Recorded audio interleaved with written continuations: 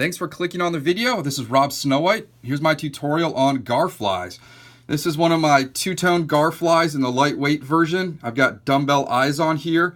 This is just a long version of a Clouser minnow that has a smaller hook and fibrous material that gets caught in the gar's teeth. When the gar bite it, they bite it here to kill, and then they turn it in their mouth to swallow it. And the myriad of teeth in their jaw gets caught in these fibers. Initially, we started getting into gar with Clousers, and we kept throwing the hook. They kept throwing the hook. So I went home to play with materials, and I found widow's web in my tying bin. This is an old Orvis material. I don't know if you can still find it anymore. It's extremely fibrous and frizzy, and it gets hung up on absolutely everything. If you've got more than one of these flies made out of this in your box, you need to keep them separated because they will get caught in everything else. An alternate is Polar Plus material. I've also tied with near hair. And I'm going to use a little bit of frizz fiber to give it that two-tone counter shading color. It's a very simple fly to tie. I'm going to pop this out. And the reason we have a hook on here is because there are other fish in the same water that will eat. We've caught catfish and largemouth and snakeheads in the same spot we fish for gar. I'm using 210 denier flat wax nylon. I don't really care about the color for this. You're not fishing a rising trout. If these fish are feeding, they will bite. If they're spawning, they will not. So I'm going to start my thread there. And I'm using a smaller hook because I'm not necessarily trying to get them to bite the hook area. I want them to bite in the middle where the fibers are.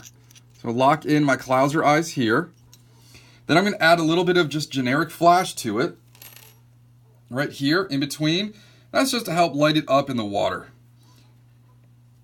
It took a couple of tries to figure out to use widow's web. I tried using nylon and rope and handles from fancy shopping bags. When I settled on widow's web, we started hooking these fish regularly. We've also caught them on shad flies and damsel flies.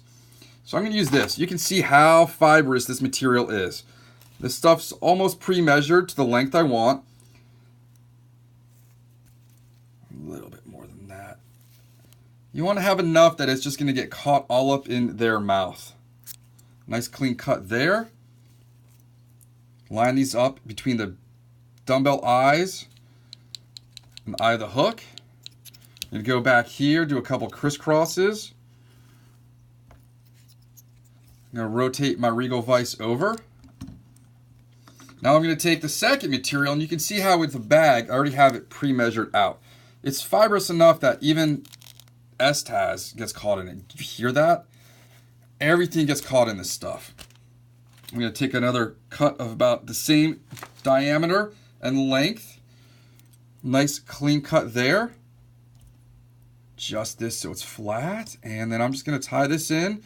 Throw 2 to 3 half hitches into it. And I will be done. And that is the fly.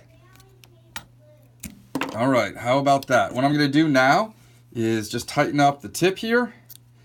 And you've got yourself a nice fly for gar. Everything else will eat it too. These are for sale on my website also. Thanks for watching.